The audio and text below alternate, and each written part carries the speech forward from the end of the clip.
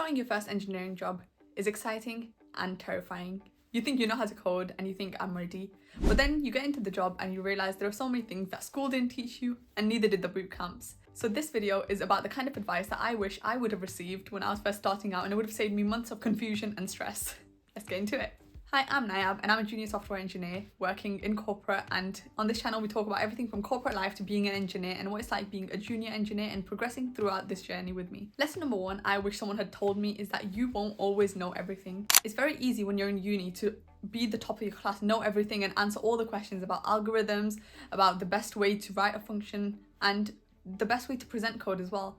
And in school, we're always taught that there's one correct way. When you're in your actual job, there's no real correct way, and you won't always know everything because there is so much to know. But you're not expected to know everything either, and that's completely fine. There's no mark scheme for all the things that you need to know, and you won't be graded either. You just need to do the best with what you know and keep learning on the job. If I was told this when I was first starting out, I think the first 3 months of stress where I was like, I don't know the complete stack that the company is using in every single system, it would have saved me so much hassle and put me in such a good place where I would have had a growth mindset to begin with, and I was like, I can keep learning this instead of constantly belittling myself and the efforts I was making and the knowledge I'd gained from uni. And so the key here is you know enough to get started, but you always need to be building more. That growth mindset is key, and you need to go into your first role with a growth mindset. When you have this growth mindset, what you can do is that you need to ask questions and keep growing and make documentation, and that's what the fastest growing engineers actually do. Lesson number 2 is that communication is as important, if not more important, than coding. And no one actually told me this because I thought being an engineer was all about getting the codes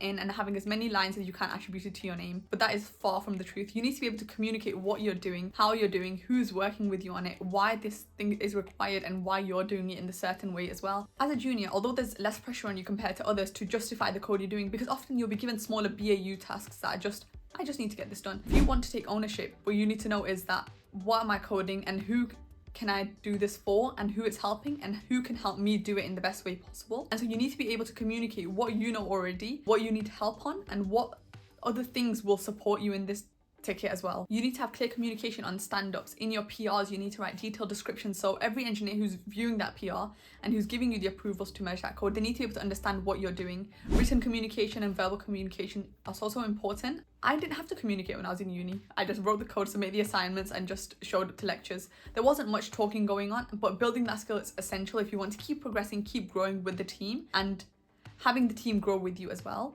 Lesson number 3 is soft skills matter more than you think. Communication is a soft skill, but I still chose to mention it separately because there's verbal communication and written communication in all the forms. But soft skills such as respect, showing up on time, being punctual, offering help, mentoring others, these things will put you in such a good light, not just in front of the engineers, but in terms of the long term for your career. It's so important to be valuable as a person, not just a programmer. My uni professor often used to say, we're not making coders in this room, we're making engineers, and engineers have the soft skills and they want to be able to help other people and grow with the organization. We're not just people who'll be behind a desk all day just coding away. And as a junior, there's very little of that I've experienced as well, where I can just go behind a computer and code my days away. There's a lot of communication involved. There's a lot of people you have to work with. Some people are not even technical. It'll be your product owners and your business analysts and even some other teams that you might be working with who have nothing to do with the technical side of things, but you need to communicate with them so that you're able to understand the product requirements so closely that you're making the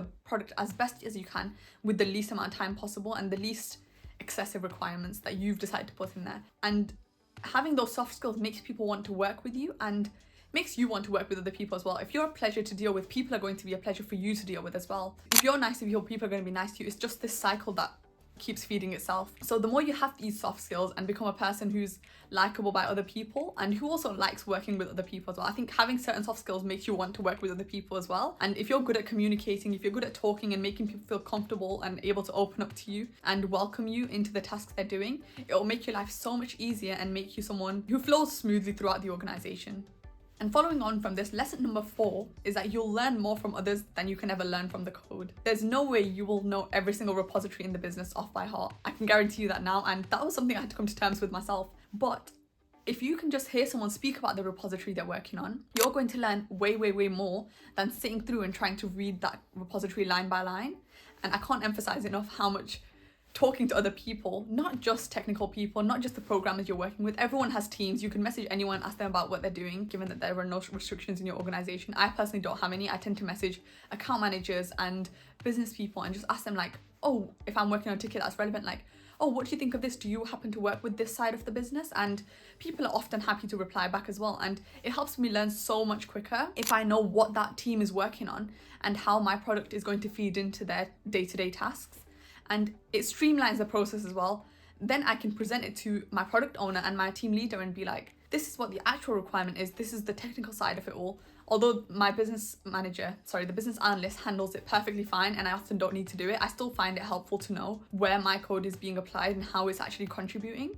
It's just something I enjoy, and it's the soft part of the role as an engineer, not so much technical, and it's absolutely unnecessary if you look at it as a productivity kind of thing where you're just ticking off the minutes and knowing how much code you have. But I personally find that it enhances my ability to learn about the business, what I can contribute to the business, and come up with future things we can add to the business. It makes me capable of being able to contribute effectively. To make me able to contribute effectively, what I need to be aware of within myself, and what I'd wish my future self was told as well, is that you won't always grow in a linear manner. When I first started, I was growing continuously, and I think for the first 3 months there was just so much to learn that it was a never-ending cycle of me being introduced to new repositories, new code bases, and new tasks that I could potentially be doing, and it was just ticket after ticket after ticket. And then what you realize actually is that the tickets get bigger the longer you are working and the more responsibilities you have, but that doesn't mean that the responsibilities decrease at all.